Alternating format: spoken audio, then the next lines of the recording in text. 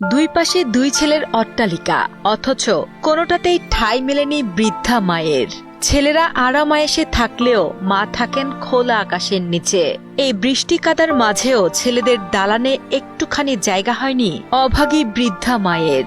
মায়ের পায়ের নিচে সন্তানের বেহেশত, অথচ সেই বেহেশত আজ খোলা আকাশের নিচে অযত্ন আর অবহেলায় ধুঁকছে। আমাদের বড় হওয়ার পিছনে সবচেয়ে বড় অবদান আমাদের মা। সেই মা আজকে ঘরের বাইরে থাকতে হয়, এটা খুবই ন্যাক্কারজনক ঘটনা ঘটছে। ব্রাহ্মণবাড়িয়ার বাঞ্ছারামপুর উপজেলার টিএনটি পাড়ার বাসিন্দা ওই বৃদ্ধার 4 ছেলে থাকলেও তার খোঁজ খবর নেন না কেউ, এমন অভিযোগ স্থানীয়দের। বৃদ্ধার সন্তান পান বিক্রেতা মোহাম্মদ হুমায়ুন মিয়া ও তার ভাইদের এমন অমানবিক আচরণে ব্যথিত প্রতিবেশীরা।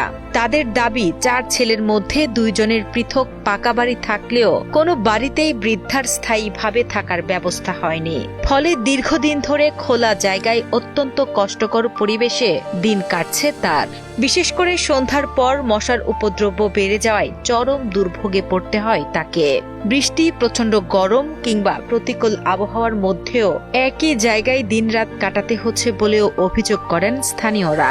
আসলে আমাদের বাস্তবে যে ঘটনাটি ঘটেছিল এটা খুবই হৃদয়বিদারক। আমরা যখন দেখতে পারি যে সন্তানরা তার মাকে তাদের বাসস্থানে না রেখে বাইরে রেখেছেন, রোদ বৃষ্টিতে এবং মশার কামড়ে তার মা জীবনযাপন করছে, তো আমাদের আসলে খুব বিবেক নাড়া দিয়েছে। কিভাবে নিজেরা বিল্ডিং এর মধ্যে থাকে, নিজের বউদেরকে, নিজের সন্তানদেরকে বিল্ডিং এর মধ্যে রেখে মাকে বিল্ডিং এর কর্নারের মধ্যে একটা টিনের চালা দিয়ে একটা চোখের মধ্যে দিয়ে ফেলে রাখছে। সত্যি যারা নিশ্চোখে দেখতো চোখের জল চলে আসতো। তবে এই বিষয়ে অভিযুক্ত পরিবারের বক্তব্য জানতে ডিবিসি নিউজের পক্ষ থেকে যোগাযোগের চেষ্টা করা হলেও পরিবারের কোনো সদস্যের সঙ্গে যোগাযোগ করা সম্ভব হয়নি। উপজেলা নির্বাহী কর্মকর্তা তারিকুল ইসলাম জানান, রোববার রাতে সামাজিক যোগাযোগ মাধ্যমে বৃদ্ধার মানবেতর জীবনযাপনের ভিডিওটি নজরে আসার পর দ্রুত ঘটনাস্থলে যান। পরে তিনি বৃদ্ধার খোঁজ খবর নেন, পরিবারের সদস্যদের সঙ্গে কথা বলেন এবং তাকে ছেলেদের ঘরে থাকার ব্যবস্থা করে দেন।